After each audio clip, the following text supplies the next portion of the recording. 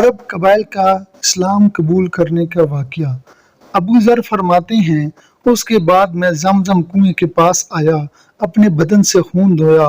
اگلے دن میں نے پھر اعلان کیا، میں گواہی دیتا ہوں کہ اللہ کے سوا کوئی عبادت کے لائق نہیں اور محمد صلی اللہ علیہ وآلہ وسلم اللہ کے رسول ہیں۔ انہوں نے پھر مجھے مارا۔ اس روز بھی حضرت عباس رضی اللہ عنہ نے ہی مجھے ان سے چھڑایا۔ پھر میں وہاں سے واپس ہوا اور اپنے بھائی انیس کے پاس آیا۔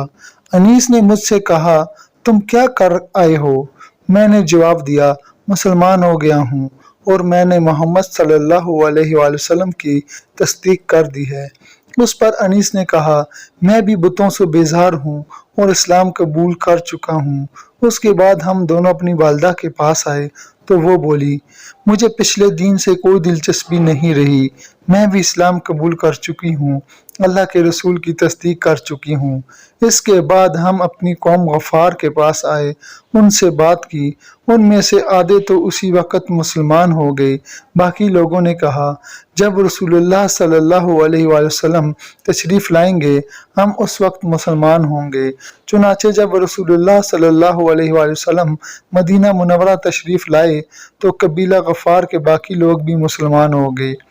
ان حضرات نے جو یہ کہا تھا کہ جب رسول اللہ صلی اللہ علیہ وآلہ وسلم تشریف لائیں گے ہم اس وقت مسلمان ہوں گے، تو ان کے یہ کہنے کی وجہ یہ تھی کہ نبی کریم صلی اللہ علیہ وآلہ وسلم نے مکہ میں حضرت ابو ذر غفاری رضی اللہ عنہ سے ارشاد فرمایا تھا، میں نخلستان یعنی کھجوروں کے باغ کی سرزمین میں جاؤں گا جو یثرب کے سوا کوئی نہیں ہے، تو کیا تم اپنی قوم کو یہ خبر پہنچا دو گے؟ ممکن ہے اس طرح تمہارے ذریعے اللہ تعالیٰ ان لوگوں کو فائدہ پہنچا دے اور تمہیں ان کی وجہ سے اجر ملے۔ اس کے بعد نبی کریم صلی اللہ علیہ وآلہ وسلم کے پاس قبیلہ اسلم کے لوگ آئے۔ انہوں نے آپ سے عرض کیا، اے اللہ کے رسول، ہم بھی اسی بات پر مسلمان ہوتے ہیں جس پر ہمارے بھائی قبیلہ غفار کے لوگ مسلمان ہوئے ہیں۔ نبی اکرم صلی اللہ علیہ وآلہ وسلم نے یہ سن کر فرمایا، اللہ تعالیٰ غفار کے لوگوں کی مغفرت فرمائے اور قبیلہ اسلم کو اللہ سلامت رکھے۔ یہ حضرت ابو ذر غفاری رضی اللہ عنہ ایک مرتبہ حج کے لیے مکہ گئے۔ طواف کے دوران کعبے کے پاس ٹھہر گئے۔ لوگ ان کے چاروں طرف جمع ہو گئے۔ اس وقت انہوں نے لوگوں سے کہا، بھلا تم بتاؤ تو، تم میں سے کوئی سفر میں جانے کا ارادہ کرتا ہے تو کیا وہ سفر کا سامان ساتھ نہیں لیتا؟ لوگوں نے کہا، بے شک ساتھ لیتا ہے۔ تب آپ نے فرمایا، تو پھر یاد رکھو، قیامت کا سفر دنیا کے ہر سفر سے کہیں زیادہ لمبا ہے، اور جس کا تم یہاں ارادہ کرتے ہو، اسی لیے اپنے ساتھ اس سفر کا وہ سامان لے لو جو تمہیں فائدہ پہنچائے۔ لوگوں نے پوچھا، ہمیں کیا چیز فائدہ پہنچائے گی؟ حضرت ابو ذر غفاری بولے، بلند مقصد کے لیے حج کرو، قیامت کے دن کا خیال کر کے ایسے دنوں میں روزے رکھو جو سخت گرمی کے دن ہوں گے، اور قبر کی وحشت اور اندھیرے کا خیال کرتے ہوئے رات کی تاریکی میں اٹھ کر نمازیں پڑھو۔ حضرت ابو ذر غفاری کے بعد حضرت خالد بن سعید رضی اللہ عنہ ایمان لائے۔ کہا جاتا ہے کہ دیہات کے لوگوں میں سے مسلمان ہونے والوں میں یہ تیسرے یا چوتھے آدمی تھے۔ ایک قول یہ ہے کہ پانچویں تھے۔ یہ اپنے بھائیوں میں سے سب سے پہلے مسلمان ہوئے۔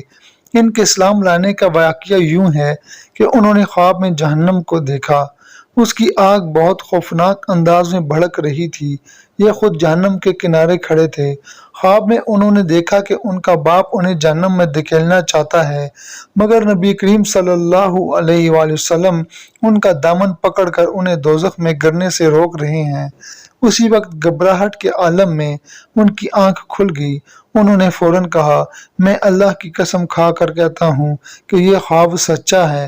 ساتھ ہی انہیں یقین ہو گیا کہ جہنم سے انہیں رسول اللہ صلی اللہ علیہ وآلہ وسلم ہی بچا سکتے ہیں۔ فوراً ابو بکر صدیق رضی اللہ عنہ کے پاس آئے، انہیں اپنا خواب سنایا۔ ابو بکر صدیق رضی اللہ عنہ نے فرمایا، اس خواب میں تمہاری بھلائی اور خیر پوشیدہ ہے، اللہ کے رسول موجود ہیں، ان کی پیروی کرو۔ چنانچہ حضرت خالد بن سعید رضی اللہ عنہ فوراً ہی نبی کریم صلی اللہ علیہ وآلہ وسلم کی خدمت میں حاضر ہوئے۔ انہوں نے آپ سے پوچھا، اے محمد، آپ کس بات کی دعوت دیتے ہیں؟ آپ نے ارشاد فرمایا، میں اس بات کی دعوت دیتا ہوں کہ اللہ ایک ہے، اس کا کوئی شریک نہیں، کوئی اس کے برابر کا نہیں، اور یہ کہ محمد اللہ کے بندے اور رسول ہیں، اور تم جو یہ پتھروں کی عبادت کرتے ہو اس کو چھوڑ دو۔ یہ پتھر نہ سنتے ہیں، نہ دیکھتے ہیں، نہ نقصان پہنچاتے ہیں اور نہ فائدہ پہنچاتے۔ یہ سنتے ہی حضرت خالد بن سعید رضی اللہ عنہ مسلمان ہو گئے۔ ان کے والد کا نام سعید بن عاص تھا۔ اسے بیٹے کے اسلام قبول کرنے کا پتہ چلا تو آگ بگولا ہو گیا، بیٹے کو کوڑے سے مارنا شروع کیا، یہاں تک کہ اتنے کوڑے مارے کہ کوڑا ٹوٹ گیا۔ پھر اس نے کہا، تو نے محمد کی پیروی کی، حالانکہ تو جانتا ہے وہ پوری قوم کے خلاف جا رہا ہے، وہ اپنی قوم کے معبودوں کو برا کہتا ہے۔ یہ سن کر حضرت خالد بن سعید رضی اللہ عنہ بولے، اللہ کی قسم، وہ جو پیغام لے کر آئے ہیں میں نے اس کو قبول کر لیا ہے۔ اس جواب پر وہ اور غضبناک ہوا اور بولا، خدا کی قسم، میں تیرا کھانا پینا بند کر دوں گا۔ حضرت خالد بن سعید رضی اللہ عنہ نے جواب دیا، اگر آپ میرا کھانا پینا بند کر دیں تو اللہ تعالیٰ مجھے روٹی دینے والا ہے۔ تنگ آ کر سعید نے بیٹے کو گھر سے نکال دیا، ساتھ ہی اپنے باقی بیٹوں سے کہا، اگر تم میں سے کسی نے بھی اس سے بات چیت کی میں اس کا بھی یہی اشر کروں گا۔ حضرت خالد بن سعید رضی اللہ گھر سے نکل کر حضور نبی کریم صلی اللہ علیہ وآلہ وسلم کی خدمت میں آ گئے۔ اس کے بعد وہ آپ کے ساتھ ہی رہنے لگے، باپ سے بالکل بے تعلق ہو گئے، یہاں تک کہ جب مسلمانوں نے کافروں کے مظالم سے تنگ آ کر حبشہ کی طرف ہجرت کی تو یہ ہجرت کرنے والوں میں سے پہلے آدمی تھے۔ ایک مرتبہ ان کا باپ بیمار ہوا، اس وقت اس نے قسم کھائی، اگر خدا نے مجھے اس بیماری سے صحت دے دی تو میں مکہ میں کبھی محمد کے خدا کی عبادت نہیں ہونے دوں گا۔ باپ کی یہ بات حضرت خالد بن سعید تک پہنچی تو انہوں نے کہا، اے اللہ، اسے اس مرض سے کبھی نجات نہ دینا۔ چنانچہ ان کا باپ اسی مرض میں مر گیا۔ خالد بن سعید پہلے آدمی ہیں جنہوں نے بسم اللہ الرحمن الرحیم لکھی۔ ان کے بعد ان کے بھائی عمرو بن سعید مسلمان ہو گئے۔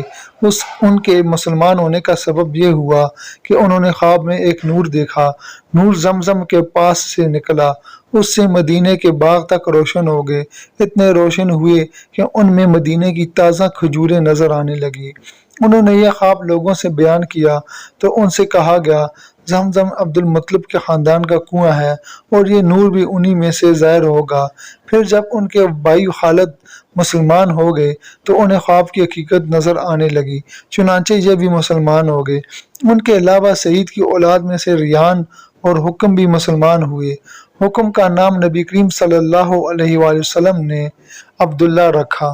دوستو، یہاں پر ہماری ویڈیو مکمل ہو جاتی ہے۔ ہم نے جو پڑھا اور آپ دوستوں نے جو سنا، اللہ تعالیٰ اس کو قبول فرمائے، اور آپ دوستوں سے یہی کہوں گا کہ آپ اس کو لازمی شیئر کیا کریں ہماری ویڈیو کو، تاکہ آپ کو بھی اس کا ثواب مل سکے، اور جتنے دوست دیکھیں گے ان کو بھی ثواب مل سکے۔ اور جتنے بھی دوست ہمارے ساتھ منسلک ہو رہے ہیں، اگر وہ یوٹیوب پر ہمارے اس ویڈیو کو دیکھ رہے ہیں تو ہمارے چینل کو سبسکرائب کریں، ساتھ ہی بیل آئیکن کو دبائیں اور آل نوٹیفیکیشن پر کلک کریں۔ اگر فیس بک پیج پر دیکھ رہے ہیں تو اس فیس بک پیج کو فالو کریں اور وہاں سے اپنے دوستوں کے ساتھ شیئر کیا کریں، تاکہ آپ کو اس کا مکمل پورا ثواب مل سکے۔ تو انشاءاللہ ملیں گے اگلی ویڈیو میں، تو آپ انتظار کیجیے۔ اپنا خیال رکھیے گا اور آپ سے اجازت چاہتے ہیں۔ اللہ حافظ۔ اللہم صلی علی محمد عبدک ورسولک وصلی علی المؤمنین والمؤمنات والمسلمین والمسلمات۔